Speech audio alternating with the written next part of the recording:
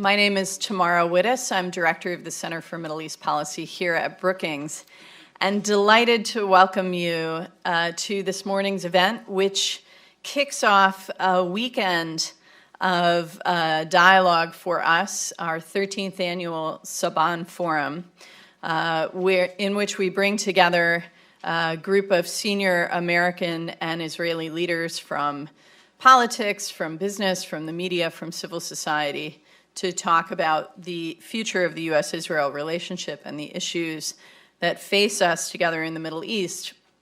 This morning's event is also part of what's become a long tradition in starting off our Saban Forum. My friend and colleague, Shibley Telhami, who's a non-resident senior fellow here at Brookings and also the Anwar Sadat Professor of Peace and Development at the University of Maryland, and has been a core part of Brookings' work on the Middle East for a long time. Shibley conducts regular polling, both in the United States and in the region. He's been doing this for a long time.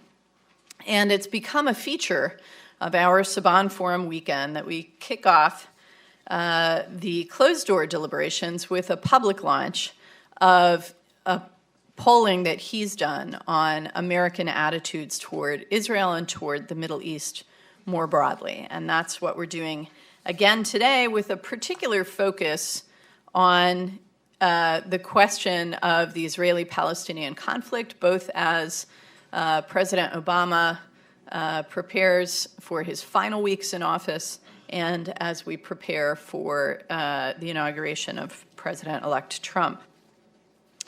I am really delighted to have with us this morning to discuss Shibley's polling and his findings two fantastic analysts of U.S. foreign policy, Sarah Yerkes, whom I've had the real pleasure of sharing office space with this year. She's been a visiting fellow with us in the Center for Middle East Policy, and Sarah came to us after serving with distinction at the State Department, both in the Policy Planning Office and in the Israeli-Palestinian Affairs Office.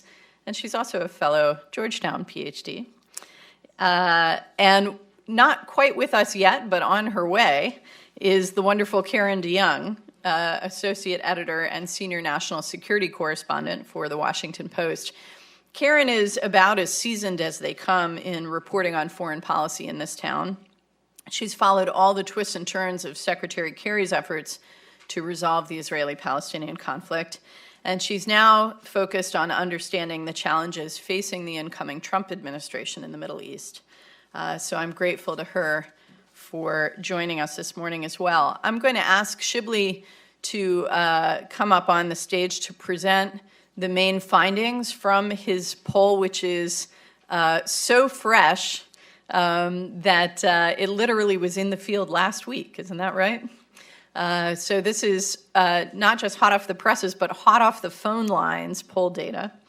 So Shibley will present his findings on the big screen here, and then the rest of us will join him up here for a conversation, first between the group of us and then with all of you. And I look forward to that. I'd ask you too, if you tweet, that you follow along with us and tweet using our hashtag, Saban16. At the beginning of our Saban Forum weekend. So thank you very much, and Shibley, the floor is yours.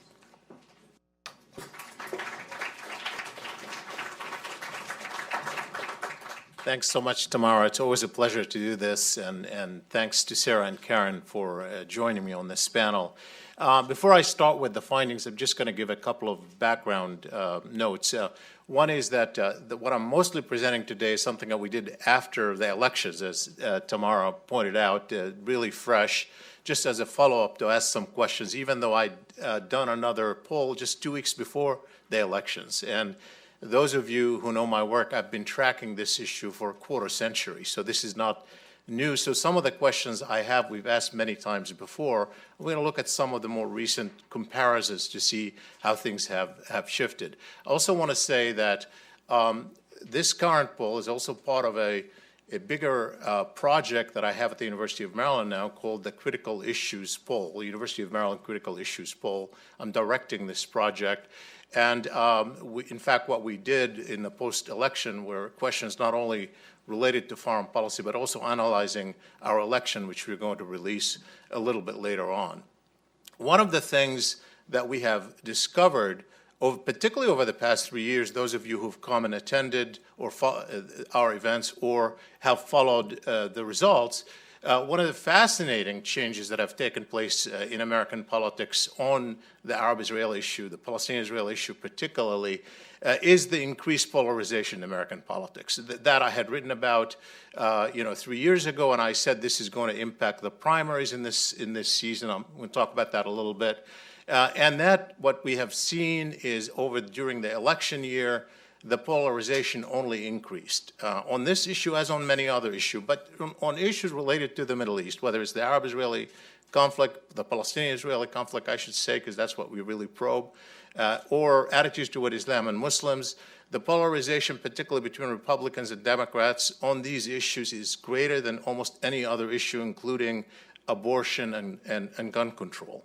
We have often like 50 percentage points and more separating Republicans and Democrats, and you'll see that here as well.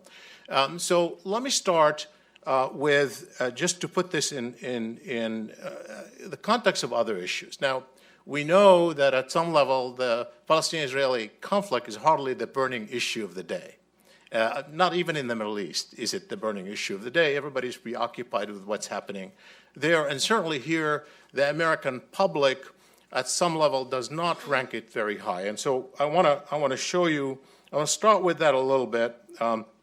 By the way, the methodology, just to say something about it, both the October poll and the November poll, these are all done, they're national representative samples done with Nielsen Scarborough. So all of the comparison actually that I'm doing over the past few years have been done with Nielsen Scarborough, and the samples are pretty large. The October one was, I believe, over 1,500, and the one after the election was over 1,000. So we have pretty significant size samples.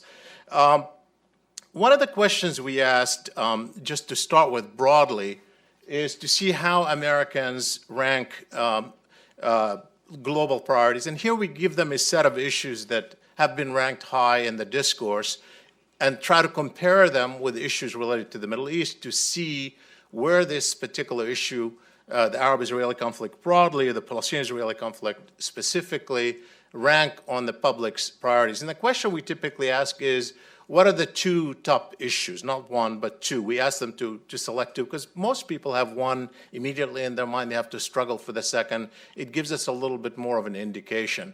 And so we have this list that we provide to them. And you could see, not surprisingly, this is very similar to what we have found in the past couple of years, is that ISIS certainly is the number one priority for the public, whether, forget the objective analysis of interest, the public perceives it to be number one.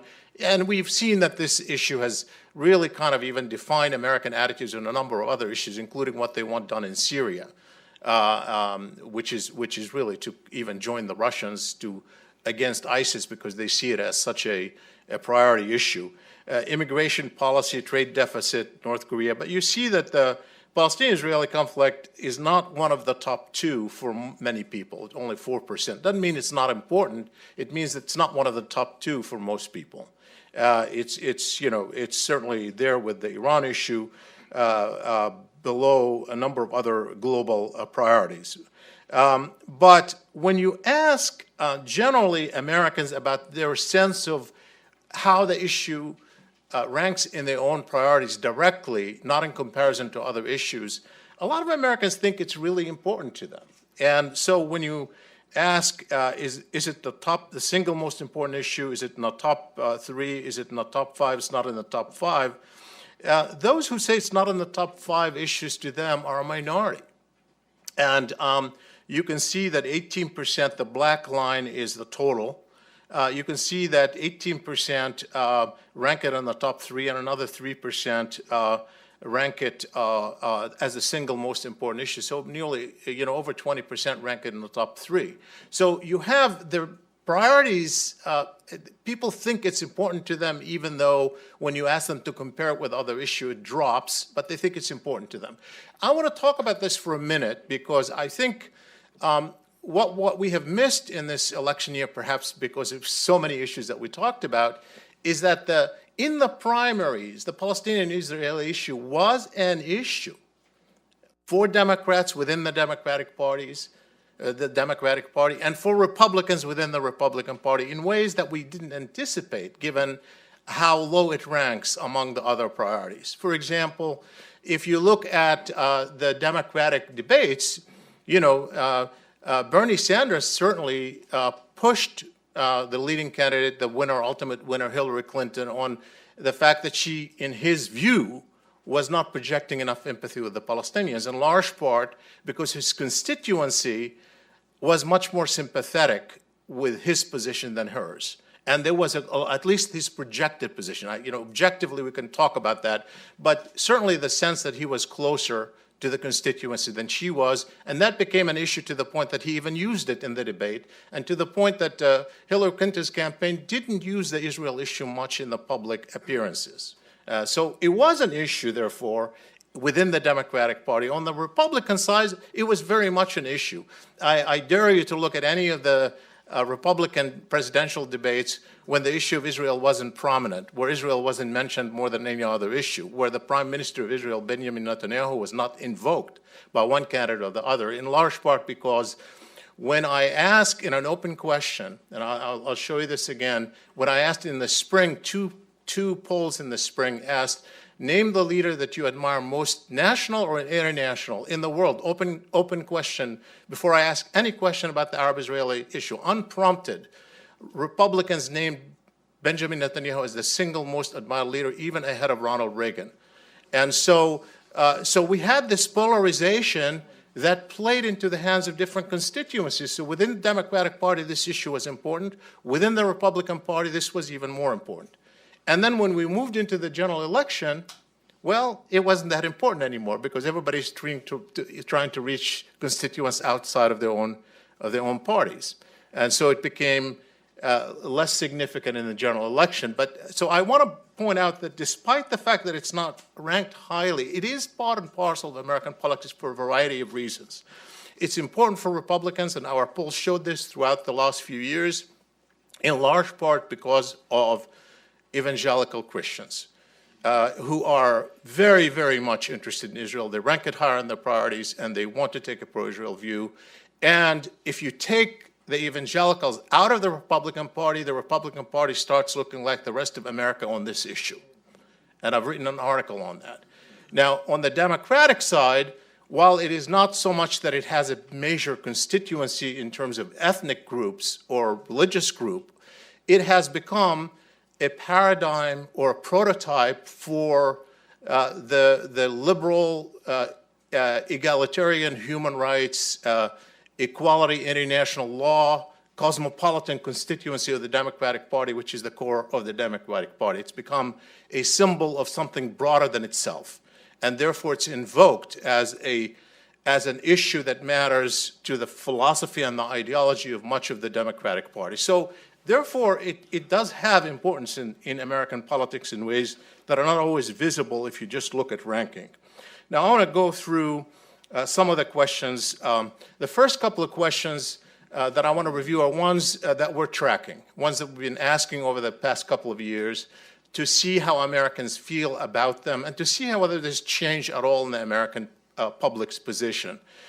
One question has been, this is certainly before the election, we've asked this in 2014, 2015, is what if there is a UN resolution on the establishment of a Palestinian state, should the U.S. vote for it, against it, or abstain? So we've tracked that question. We asked it again in October just before the elections, and in November as well. And so what you find here is that in general, only about 31% of the American public, the middle Look at the black line for totals. 31% of the American public want a resolution like that vetoed at the UN. 34% suggest that we vote for such a resolution, and 32% suggest that we abstain. Now, again, look at the division, of course, along party lines. 51% of Republicans want a resolution vetoed, and 51% of Democrats want the U.S. to actually endorse a resolution, not just abstain. So, quite the opposite of each other. And this has been not so different, actually, from, let's say, November 2015. There's a little bit of difference, but not a huge one. I mean, I know this is a kind of a long list here, broken by party and total. But you can see that the trend pretty much holds, but during the election year, clearly the polarization increased. You can see that more of the Republicans now want to vote against. Only 43% wanted to vote against at 2015, and more of the Democrats now want to vote in favor. So the polarization increased during the election year, undoubtedly. We've seen that happen.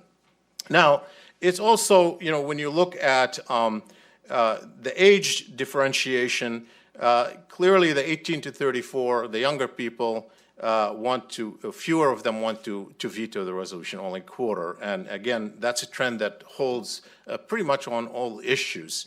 The second issue that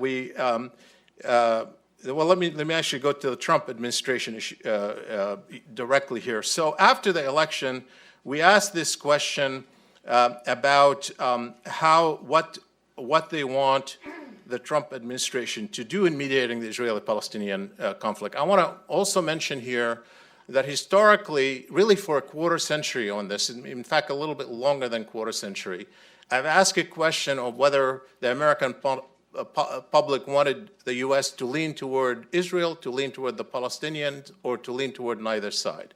And historically, we found very, very common trend, which is majorities, often two-thirds, want the U.S. to lean toward neither side, but on those who want to take one side or the other, overwhelmingly, people want to take Israel's side. That used to be much more bipartisan, and as I said, in recent years, it's become far more partisan in the division. So this was specific to Trump. So if Trump now is elected, this is after the election, asking them, what do you want Trump to do? And so here we find a similar trend. So look at the bottom category. Again, look at the black line. 57% of all Americans want the U.S. to lean toward neither side. But look at the numbers for 69% of Democrats want the U.S. to lean toward neither side, and only 42% of Republicans want to lean toward neither side.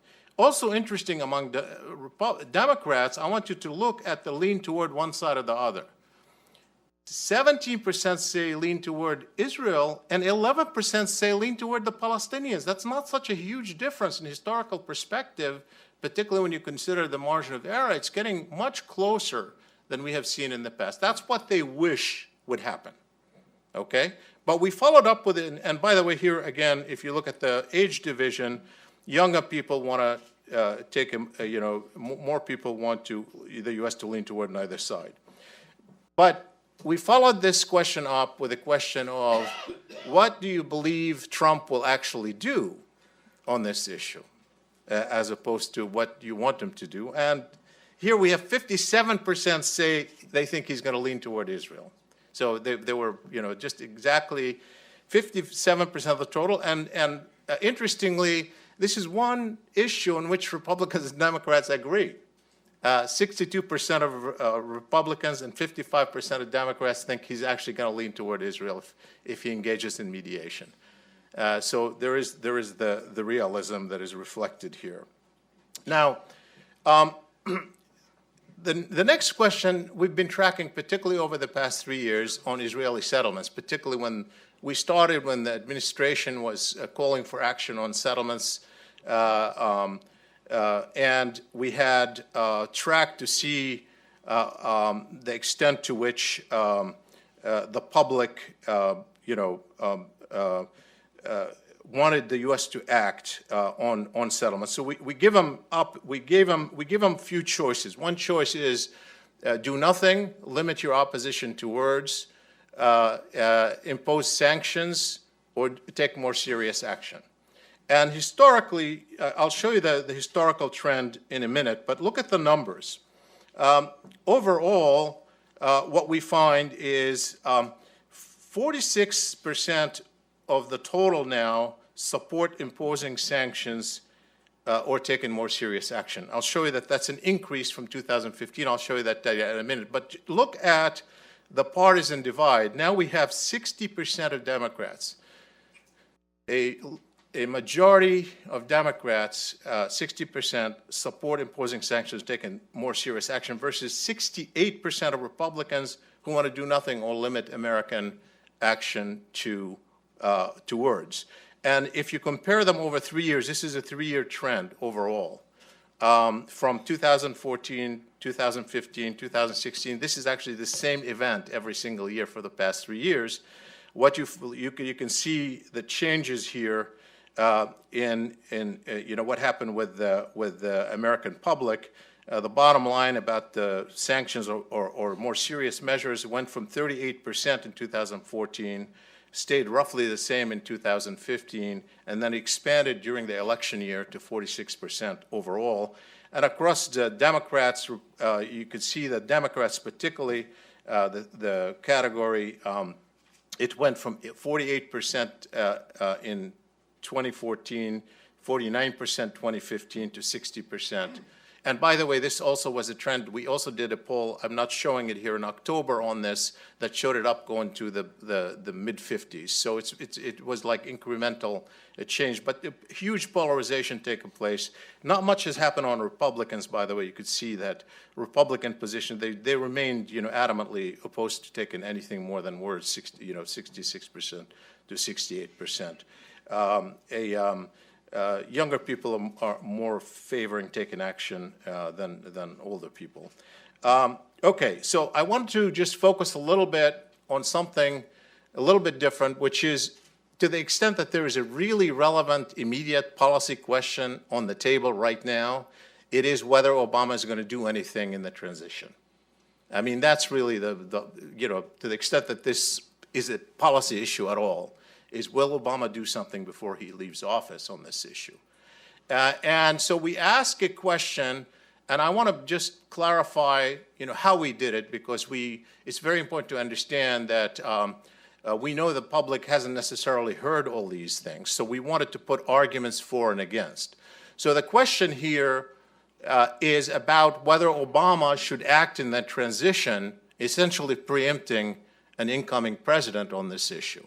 So we told the public that the administration is considering such action. It's reported that it's considering such action, either on the issue of declaring parameters on a final settlement, or on settlements, sort of to end the settlements, or taking a resolution against the settlements, perhaps declaring them illegal or something of that sort. And then we presented them with two arguments, one for and one against Obama acting before he leaves office. So we wanted to let them know, what the argument against it would be, and see whether they agree or disagree with it, and then put an argument for and do the same, then follow up with the specific policy questions. So the first statement we put to them, it's wrong for Obama to act on such an important issue during the transition. The decision on this issue should be left to the President Trump to deal with, and so forth. So we put that full argument that you can see there before them, and we asked them to say whether they agreed or disagreed with it, how much they agreed or disagreed with it. And so we found that a plurality agreed with this position. 46% said they agreed or strongly agreed or somewhat agreed with the fact that it's wrong for Obama to act. Now, look at the division. 73% of Republicans, of course, compared to 21% of Democrats, agreed with this. That's a 51% difference. Again, not surprising. Now, we followed up with a separate argument, which is one reason the U.S. has been ineffective in addressing the Israeli-Palestinian conflict is that American presidents face domestic political constraints in Congress, campaign contributions, and lobbies. Presidents have an opportunity to act effectively to advance the national interest during presidential transitions.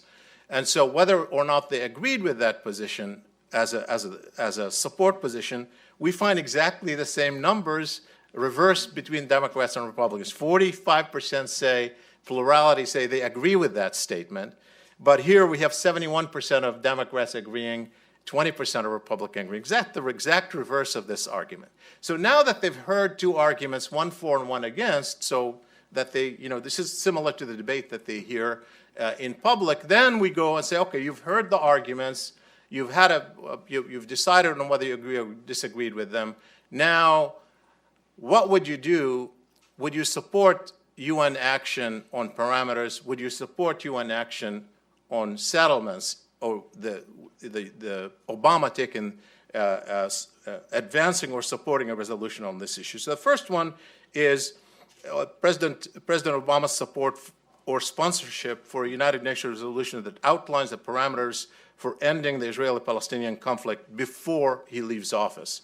And so here's what we find.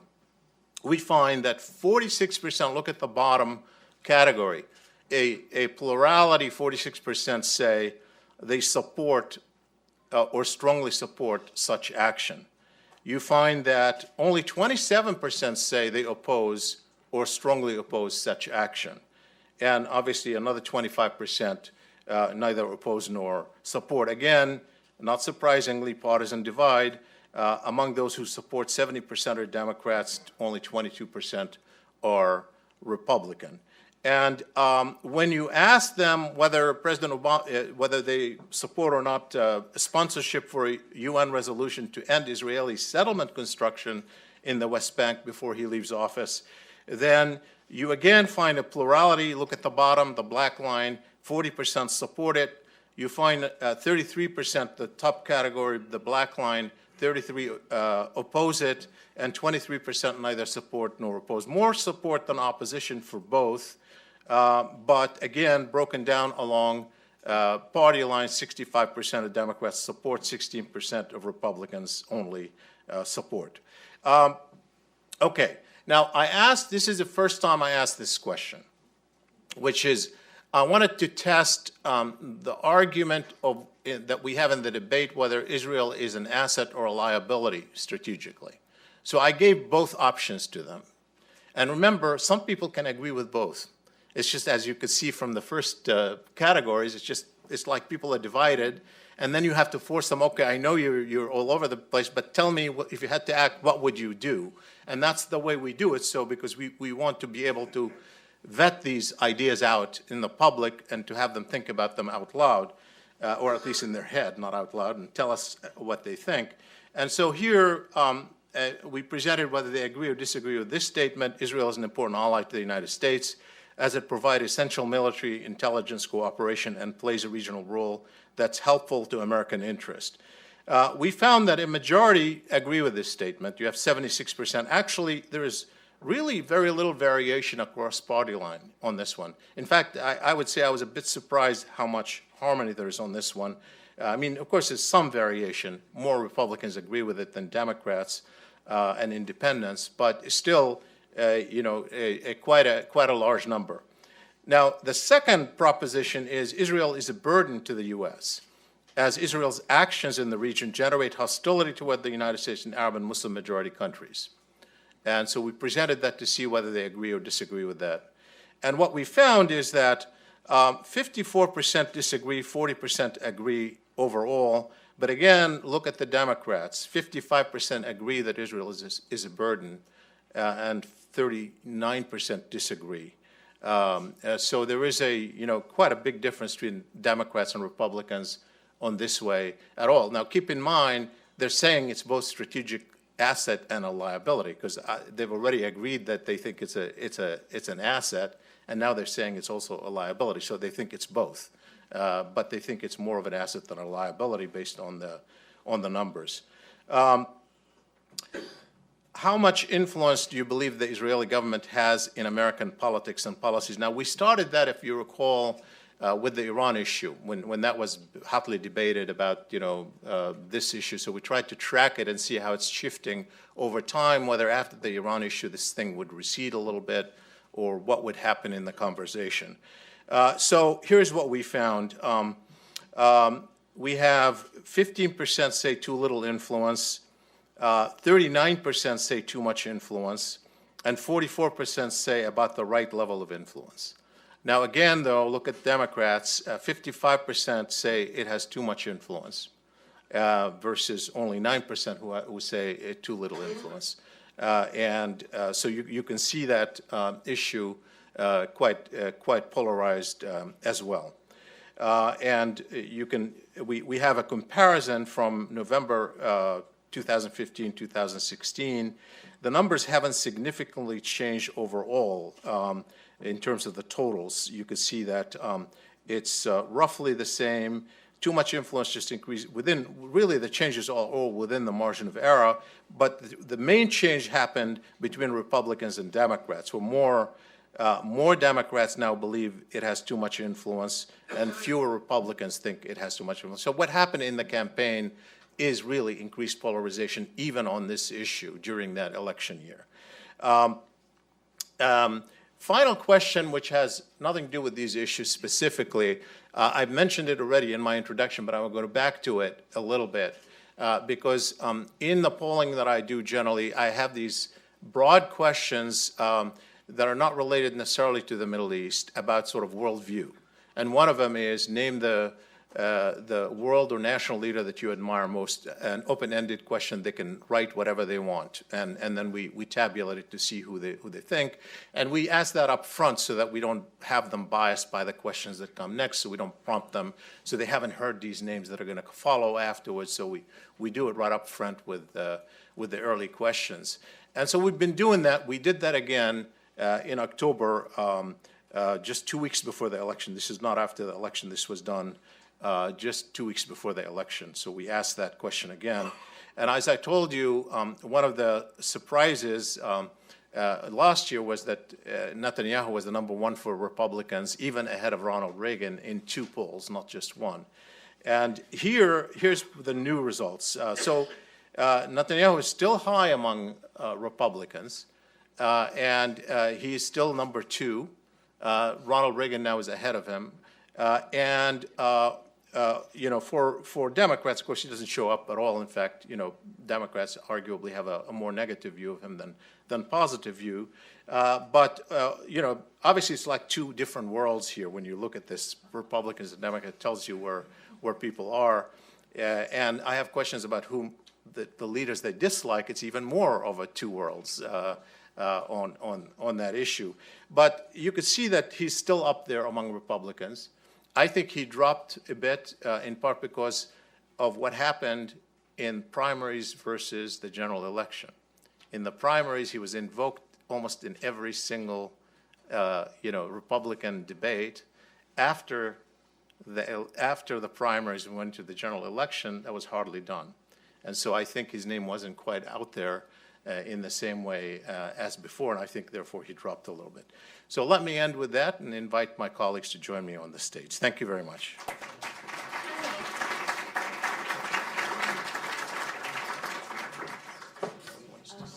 I'll take that far end. So why don't you? And folks, just an update. Unfortunately, Karen DeYoung had an emergency this morning and is not joining us. But fortunately, I've drafted an expert, and delighted to have Martin Indyk join us for this conversation. Hard to do better.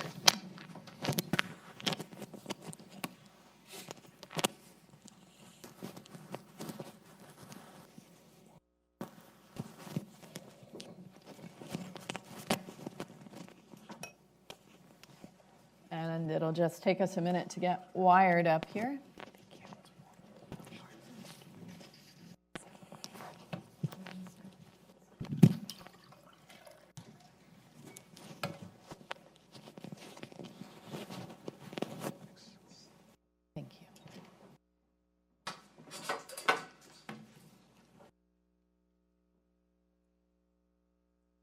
Okay, so thanks to all of you. And Martin, thank you for being willing to be put on the spot.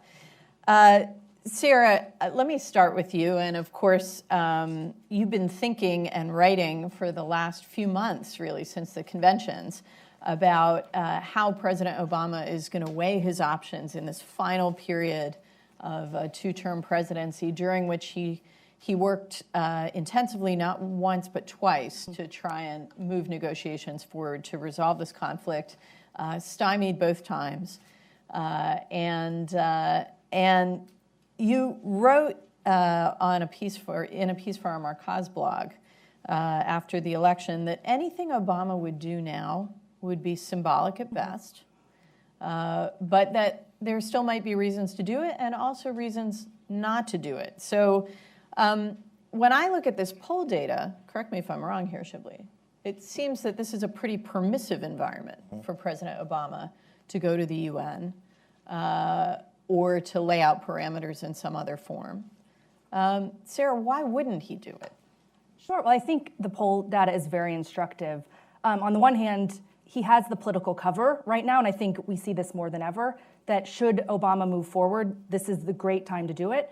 And also, it might be the only time to do it. And I think that's one of the real takeaways from this data is the tremendous polarization, showing that there will not be pressure from the Republican Party, from the party of the White House and the Congress to move forward on this issue. So if Obama actually wants to do something, this is the time. However, there's still tremendous risk. I mean, one is things I've laid out in the past about legacy issues, that first of all, it serves to kind of highlight a failure, and it could go down as again, another sort of nail in the coffin of this issue.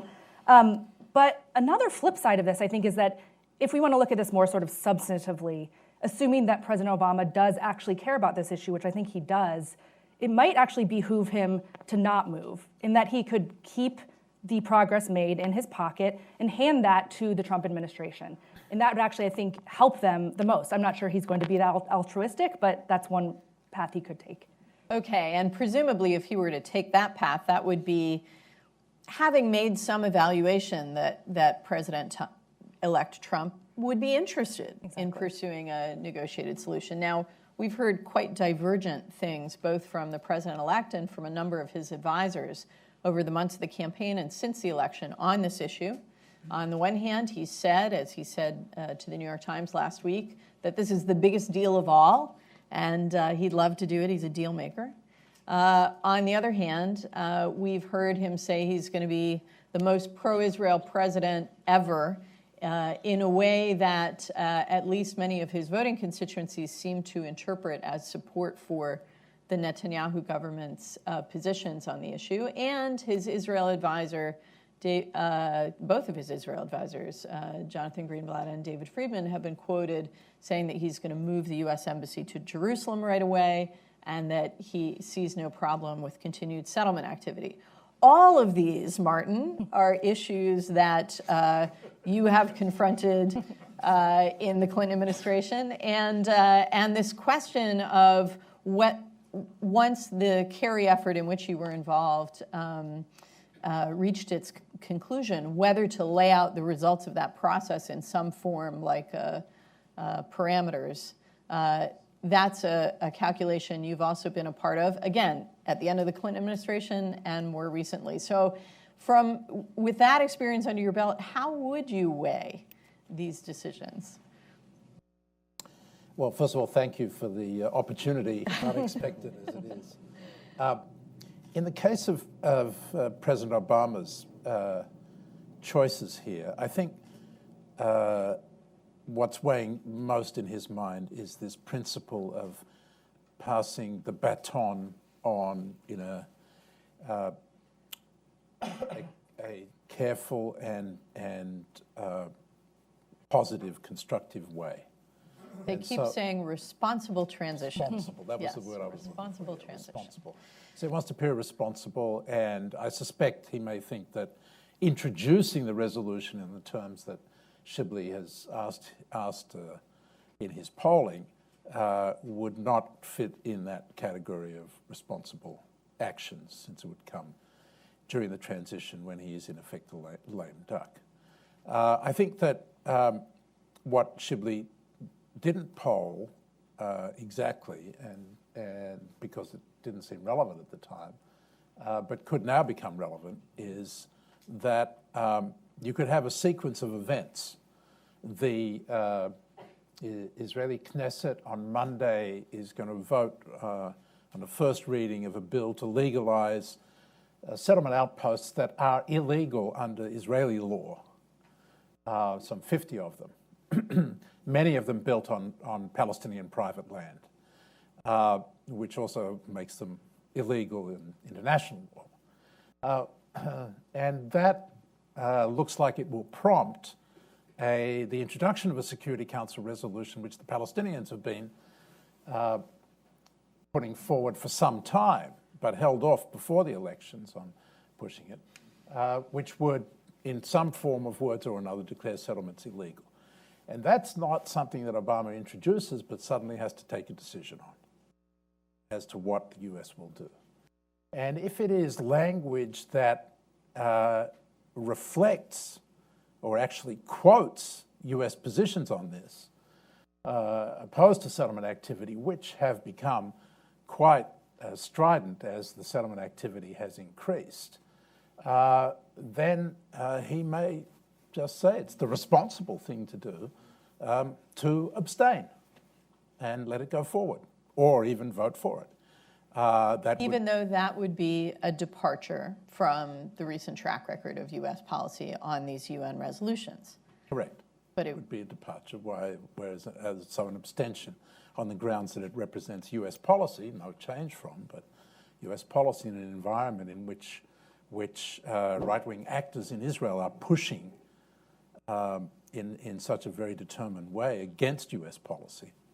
You know, I think that puts him in a more difficult quandary in terms of what he would do in that case. As for President-elect Trump, you've reviewed what so far we know. I think the most important thing is that he's now brought it up 3 times unprompted, that this is the ultimate deal, the Israeli-Palestinian deal, that everybody tells him, especially businessmen whom he respects, Israeli businessmen, that it can't be done. And that just seems to egg him on and make him feel that this is, after all his advisors told him he couldn't become president. So therefore, I think in terms of his intentions, it tells you something. And I would not dismiss as just some throwaway line that he said that he would make his son-in-law, Jared Kushner, the envoy in this regard. I actually take that quite seriously. I think that is an indication of intention.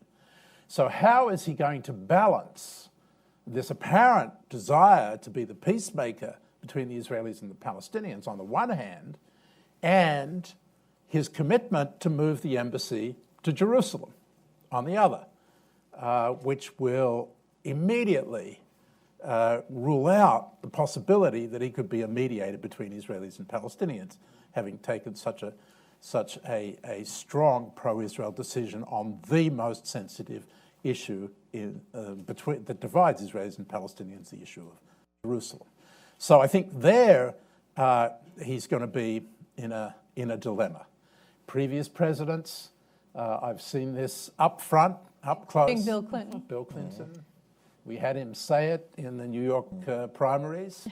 And fortunately, he was in a situation where he could say that the parties have agreed to negotiate it as a final status issue, as part of the Oslo Accords, which came 9 months after he entered office. So he said, well, I'm not going to move it now because it would undermine the negotiations. So that became his position.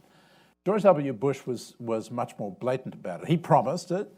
And when he came into office, one of the first meetings he had was on the Middle East. I wasn't there, but I was still his ambassador in Israel. But I'm told reliably that they brought it up, said, what should we do, Mr. President? He says, oh, God, we're not going to do that.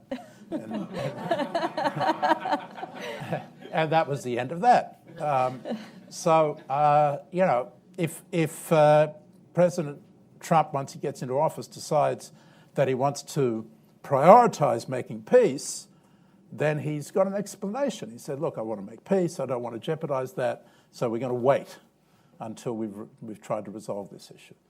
But if he wants to really kind of create a crisis in order to take advantage of it, that might be another way in which he does things, something I wrote about today. You can see it on the Brookings website. He can create a crisis over Jerusalem by moving the embassy and then jumpstart negotiations on it to kind of On the back of the calm things crisis. down. Yeah, on the back of the crisis. Okay, that's creative diplomacy. I will come back to you in just a minute, Sarah, but I want to, jumping off from this question of President Trump's stark choice. Shibley, it seemed to me that the data you have here reflects that whichever path he takes, choosing to pursue conflict resolution or choosing to follow some of the things that we've heard from his advisors, he will have some constituency in the American public. But the mainstream is in one place, in favor of neutrality, in favor of conflict resolution. The Republican constituency, and particularly evangelicals, whom he courted assiduously, are in a very different place.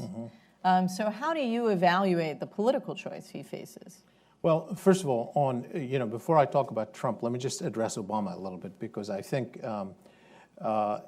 there is real incentives for him to act, despite, I agree with all the reservations, but I think there are two issues in my own view. One has to do with his immediate constituents, Democrats. As you could see, it's not just that the environment is permissive. Democrats very much want him to do so.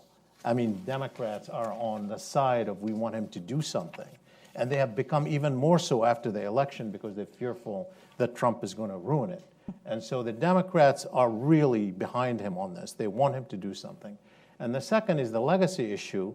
I think Sarah pointed to some reservations I agree with, but I think he also has a legacy question to address here.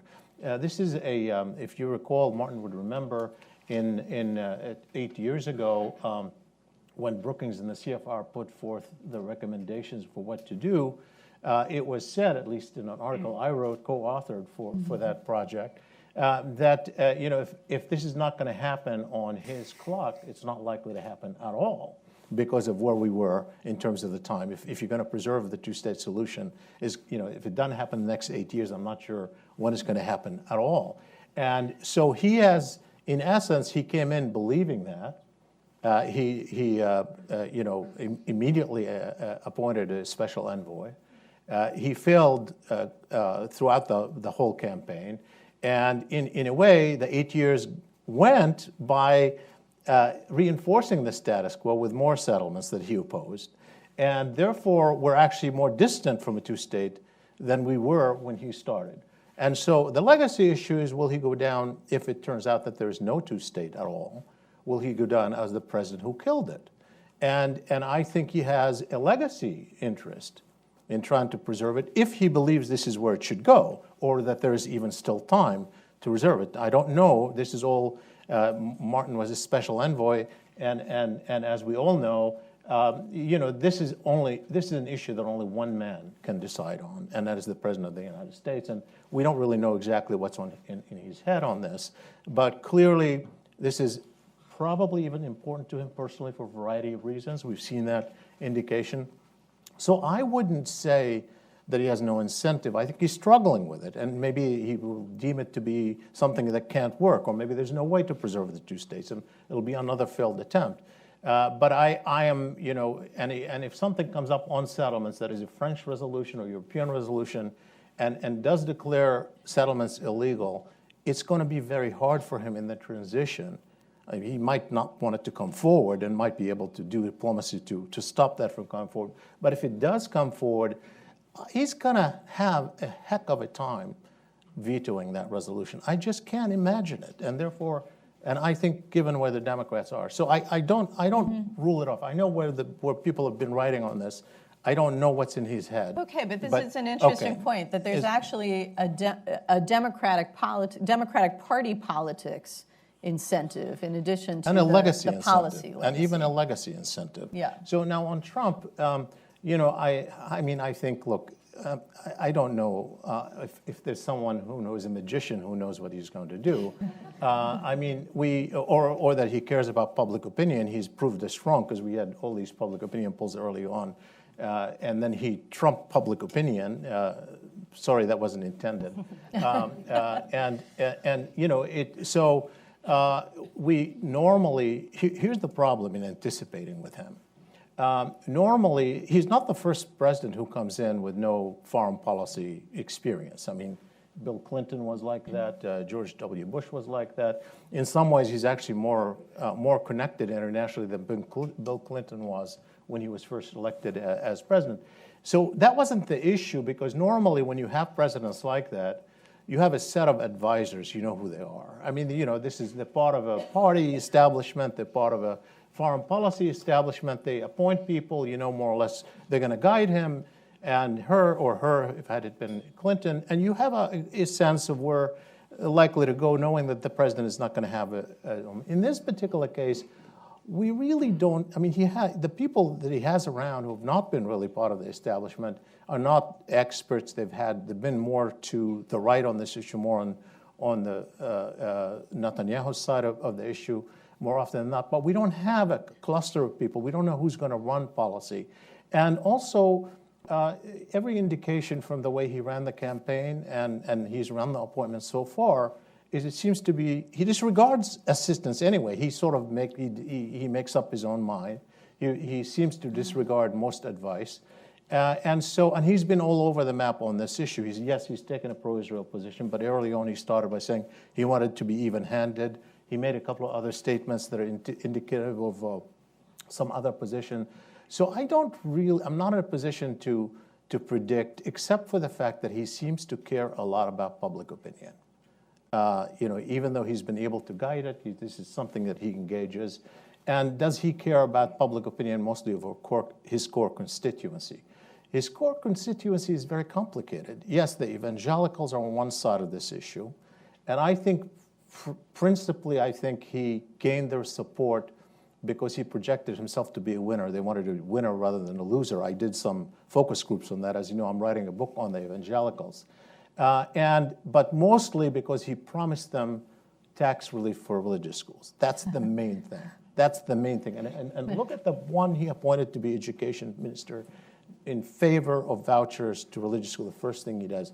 This is their issue. Yes, Israel is important to them, but he's not going to lose them over the issue of Israel. That's a very good point. Okay, Sarah, you wanted to get in on this. Yeah, just two quick points. One is on the issue of whether or not the United States would abstain in the UN. And I think a signal for this is to look at the statements that have come out of the State Department. And even prior to the election, you started to see harsher language. The statements on settlements, the statements on some of the issues, the actions Israel was taking, the language was harsher than it had been in the past. And I think that that's important. A lot of the policy is made from the podium, as they say. And so I think, you know, that's where you might see a sort of slight encroachment towards the idea where we wouldn't necessarily abstain in the UN. And then on this... And of course, having made these somewhat harsher characterizations of settlement activity, if the U.S. did then veto a UN Security Council resolution, the Obama administration would end looking pretty hypocritical on this issue. Exactly. And then the other point is on Shibley's point about legacy. And, you know, I do buy the argument that Obama could end up going down in history as the person who sort of killed the two-state solution. But I think in order for the calculation he has to be making is any action worth it? Is it going to actually do anything? And this is where I'm just not sure he's going to decide that it's worth the effort, that it's worth the blowback potentially from other states around the globe. I think, you know, if he's going to do something, he has to actually believe that his action is going to sort of negate that pushback on his legacy.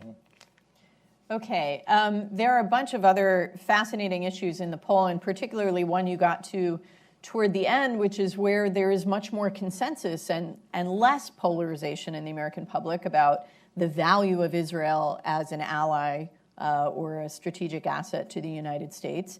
I would like to talk about that if we can in the discussion, but I want to give a chance to all of you to ask some questions as well. So at this point, let me open it up. I'm going to ask you to wait for the mic.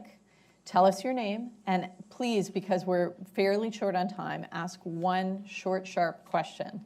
And we're going to start up here in the front. We'll work our way to the back, right here.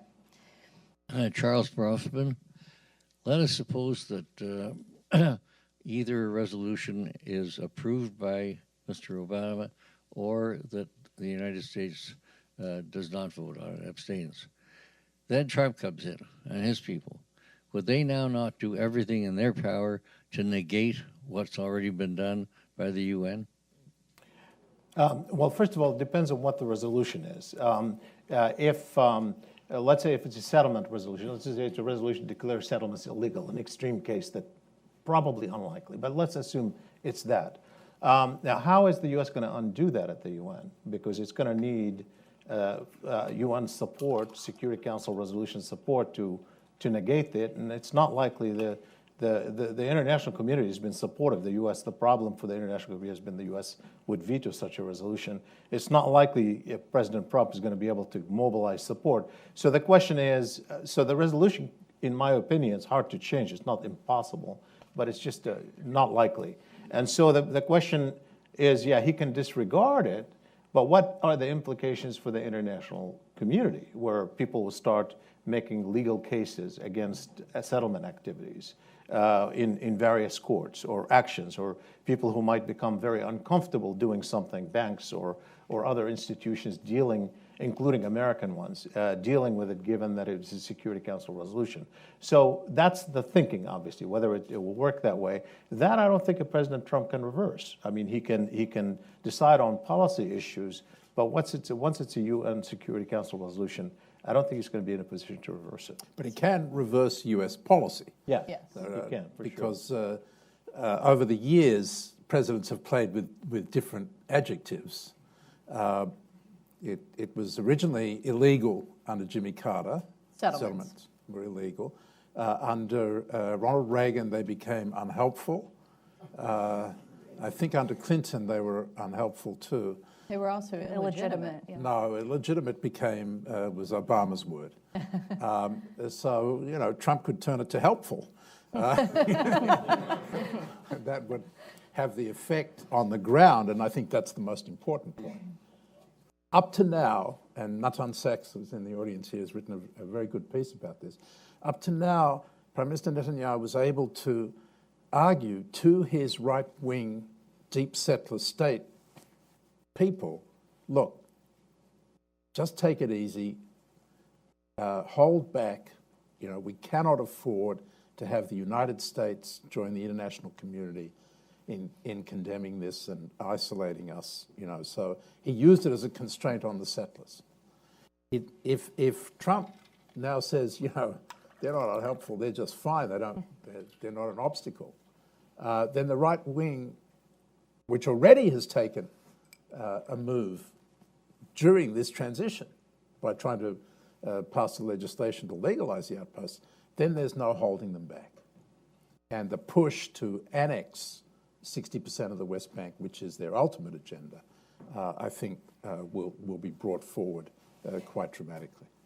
Thank you. I think it's worth noting that Netanyahu then would lose the excuse of American constraints in talking to his own right wing. And it's also worth noting that the vote that is coming up next week on legalizing these outposts is it's a bill that I believe the Prime Minister opposes, right? So he's facing down elements. He opposed it, but now he's going to vote for it, so. Okay. Depends what day of the week. It depends what day of the week. So maybe these two leaders have something in common there. All right. Moving on down to Gary Mitchell. Yep. Thanks very much.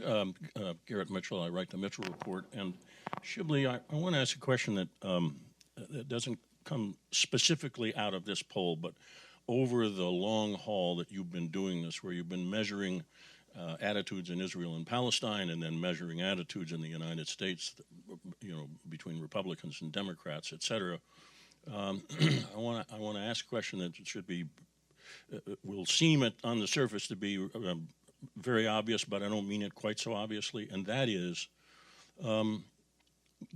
given the disparity, whatever other word you might want to use to describe the nature of the relationship between Israelis and Palestinians and the relationship between Republicans and Democrats, if you were assigned the job to moderate one group, Israelis and Palestinians, Republicans, Democrats, which would you choose and why?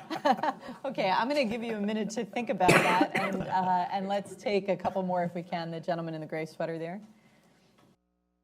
Thank you. Professor Telhami, If you could introduce yourself. Oh, sorry. Tha'ara Buras from the University of Maryland. The cornerstone of U.S. foreign policy in the Middle East in the last half century was the relationship with Saudi Arabia and Israel. Now, we have seen since 9/11, in public opinion at least, there's a radical shift towards Saudi Arabia. And we've seen in your poll and from other polls that there's a relative and very small, but nonetheless relative and significant, in my opinion, shift in public opinion regarding Israel, especially among young Democrats or young liberals. Now, do you think that could affect, especially that you said that President Trump is very interested in polls and that's something he cares about greatly. Do you think that's something that could affect his policy, or do you think that the partisan gap, as you showed it today, is just so big and so skewed towards Republicans that as a Republican president, he'll have to take into consideration what his group wants? Okay, so a question about interest group politics. Yeah. Let me go backwards. I'll start with Thayer's question. I think what's interesting about the change in American public opinion is not just that it is partisanship between Democrats and Republicans increased over this. It is that the expanding groups in America have actually become more and more even-handed. So it's not just Democratic Party. You can look at the aggregate numbers where, for example, the number of people who want to sanctions imposed has increased overall by some significant amount, from something like 37 to 46% or 38 to 46%. Beyond the Democratic constituency. A lot of that does come from the intensity of the Democrats, but when you look at the actual demographics, what do we find? Hispanics want the U.S. to be more even-handed than the rest of the population, African Americans, millennials, women. So those demographics are moving in one direction. That's the change that has taken place over the long haul, and that takes a time before it becomes really part of American politics in a serious way beyond party politics, because most of these constituents for now are clustered in the Democratic Party, some outside, but obviously clustered there. So I don't think in the short term that's going to impact Trump's deliberation, particularly when you take into account what I showed you up front. This is not a high priority issue for Americans. I mean, let's keep that in mind. They think it's important to them personally, but when if he's going to tell them that's the way we fight ISIS, or that's the way we do trade, or that's the way we do immigration, or that, those issues are going to trump this any day of the week. And so I personally don't think he's going to be impacted a lot by it. The second question, I know it's not a simple question, Gary, but I would say that I certainly wouldn't want to do either right now. And I think that the paradox of this is that, if there's a will to negotiate the Israel-Palestine question, we see that majorities actually are closer to a solution. The barrier is, of course, there are differences, but the barriers are more political will barriers than they are about agreement on the shape of an outcome. We see that in the polling. Whereas with Democrats and Republicans, they have two different worldviews. It's not just a partisan political issue. I mean, you look at every way. Who are the heroes for Republicans? Who are the heroes for Democrats? Who are the villains for Republicans? Who are the villains for Democrats? What are the priorities for each? What is worldview on the most contentious issues of the day? They are night and day. And so I think it's actually a deeper divide in some ways here. Wow, so you'd rather negotiate the Israeli-Palestinian I didn't say conflict. quite that. All right, you heard it here first. I do want to pick up on something you said, Shibley, which is that, it's funny when in our public discussion, our media discussion about Israel and about the Middle East, it often focuses on the Israeli-Palestinian conflict. But of course, that's not the only thing going on in the Middle East. And the poll data reflects that ISIS is the core concern. It certainly drove a lot of the election campaign on foreign policy to the extent we talked about foreign policy. Sarah, from your seat, you were in the Israeli-Palestinian Affairs Office at State and the Policy Planning Office at State. How did the data strike you showing, this trend around opinion on the conflict on the one hand, But 76% of Americans, young people, old people, Democrats, Republicans, think that Israel is a strategic asset to the United States. So what did you see as the balance in your work between working the Israeli-Palestinian conflict and working that broader set of issues? Sure. I think it's one thing, the Israeli-Palestinian, first of all, just sort of the logistics of the State Department itself, and this is very superficial, but it's symbolic in that the Office of Israel-Palestinian Affairs, where Martin's office was attached to our office, is right No, there. you were attached to our office. Yes.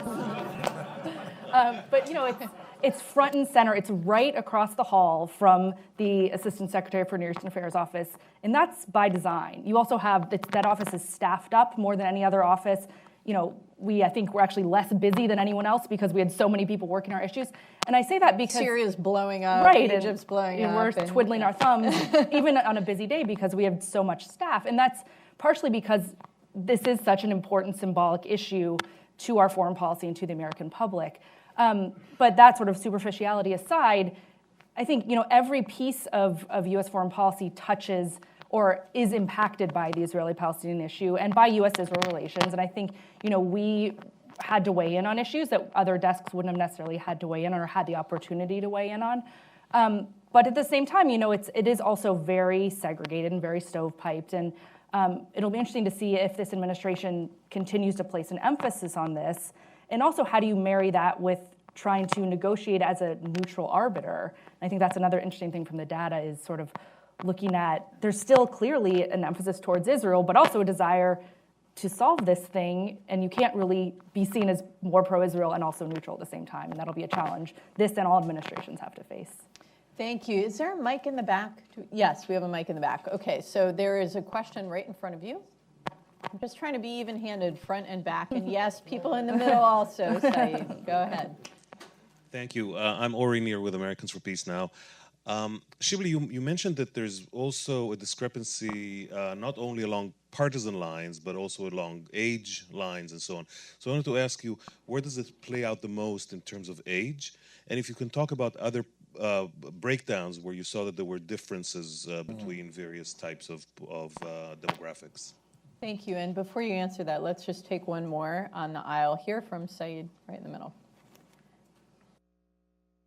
Thank you. My name is Saeed Erekat. I'm a Palestinian journalist. My question to Martin Endek, with the two-state solution virtually dead on life support, what kind of future dynamics, Palestinian-Israeli dynamics, do you envision under the one-state reality?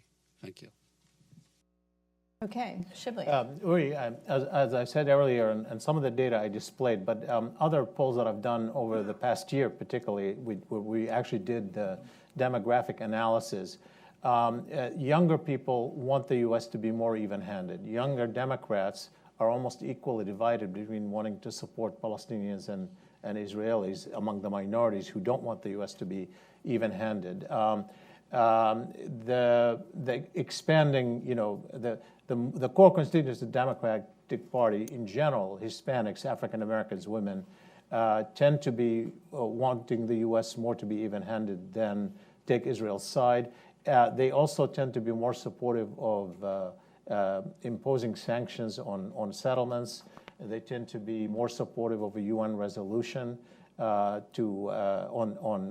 two states. They tend to be less supportive of aid to Israel, or at least to think that what we provide is too high. And majority think that it's too high, but even bigger majority think it's too high among younger people.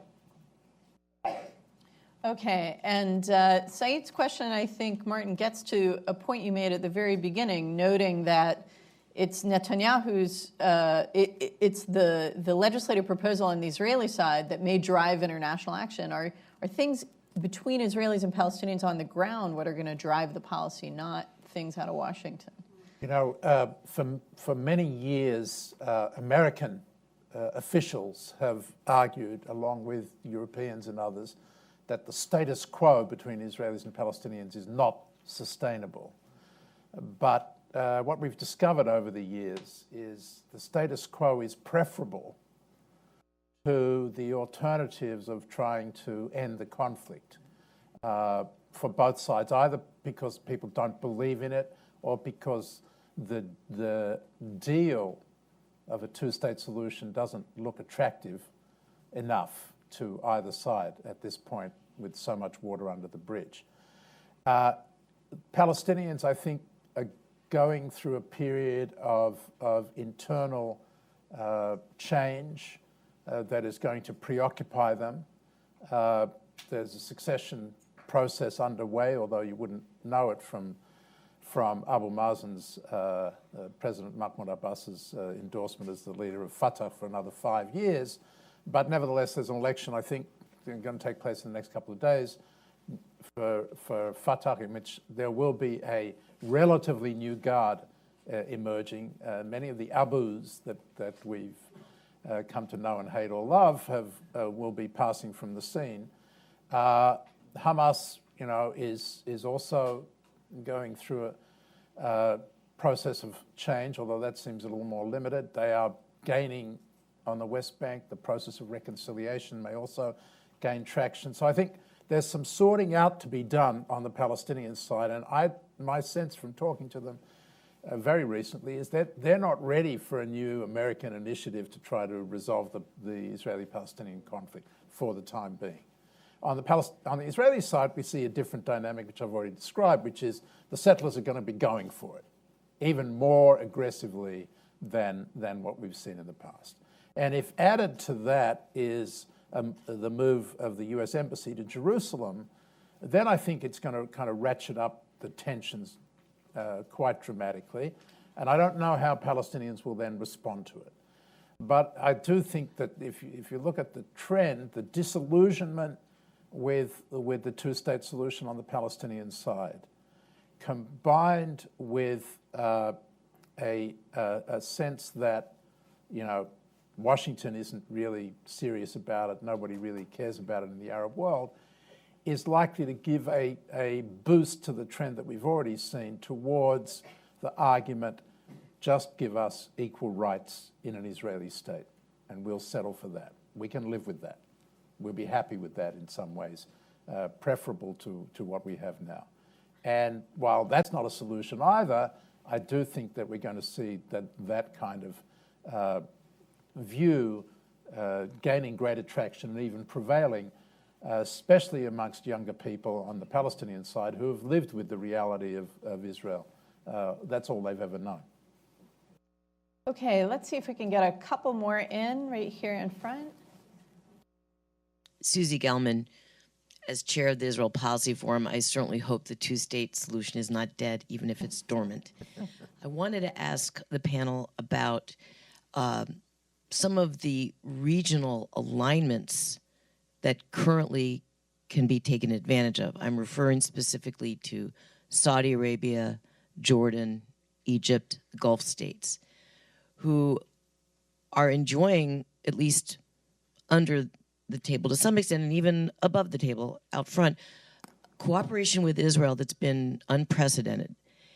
And your poll, Shibley, showed that the fight against ISIS is #1 priority for the people who were polled.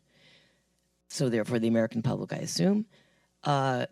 These countries are very, very significant in the fight against ISIS. And that is also a fight that Trump certainly declared over and over again during the campaign was one of his main priorities. And we've seen in his nominations to date, or the people he hopes to nominate or appoint, like NSA Mike Flynn, people who are very much in that camp of fighting ISIS. So can you bring this all together in terms of the Israeli-Palestinian conflict? Because these moderate Arab states have made it very clear that solving this conflict in a way that gives the Palestinians a state is their roadblock to moving forward to more robust economic cooperation with Israel and really the regional alliances that have not yet fully flourished. Okay, so perhaps from an American public perspective, these issues aren't so connected, but in the region, they do seem to be much more intertwined. And we haven't talked at all yet also about the announcement yesterday by President-elect Trump of General Jim Mattis as his nominee for Defense Secretary. General Mattis has had some pretty stark things to say about the effect he felt on when he was Commander-in-Chief of CENTCOM, of Central Command, the effect he felt of the Israeli-Palestinian conflict on his ability to work with Arab states in the region. So is that maybe something that could drive President Trump's calculations? I think so in the following way. I mean, I'm not necessarily optimistic about it, but I'll tell you what my thinking process here is. I think to the extent that Trump is going to do anything in the Middle East, it's going to be first and foremost related to ISIS and Syria because of the way he's positioned himself and where the public is, and perhaps up to a point on the Iran issue. The way I see him as lining up alliances, and he thinks he can have good friends in the Middle East, I see the closest person to him in the Middle Eastern context will be Egyptian President Sisi, for a lot of reasons. They actually see eye to eye on Syria. Sisi has gone against his Saudi funders on Syria and saying we need to cooperate more with Russia on Syria. He doesn't want the Assad regime to collapse, even though he's anti-Assad personally. And he has certainly taken on the Islamist movements. He does some of the Trump's announcements, other than the ones that are generally Islamophobic, have been music to his ears. And he was the first foreign leader to call him. And I suspect that that this will become an issue. And Sisi certainly thinks that Israeli-Palestinian agreement would move this forward. I suspect that many in the Gulf will be somewhat comfortable with him to varying degrees, not so much on Syria. So I could see, that certainly Arab rulers, for their own purposes, would like to pacify this front. This is something that is a complicating factor with them. Many of them would like to deal with Israel. They do deal with Israel, but this issue remains. You look at the public opinion on this issue within Egypt, even for Sisi, or particularly in Jordan, which has a much more complicated picture.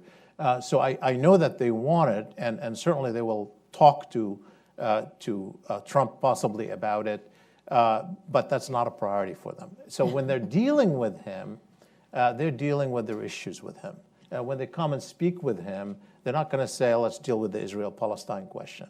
They all have their bilateral issues first and foremost, unless there is action that brings this issue to the top, which is moving the embassy to Jerusalem or something like that brings it up. But I don't see the barrier as specifically coming from the Arab world. The Arab world is distracted. I see it more from Israelis and Palestinians, with the divisions from the Palestinians and an Israeli government that obviously doesn't really want a two-state solution, despite of what it says. I mean, that's the problem right now, much more than where the Arabs are. And this is actually a significant change from the beginning of the Obama administration, where, when Obama was on his way out to Cairo and he stopped in Saudi Arabia, what he heard from all the Gulf leaders was, get a settlement freeze, work this conflict, and then there's all kinds of things we can do, right?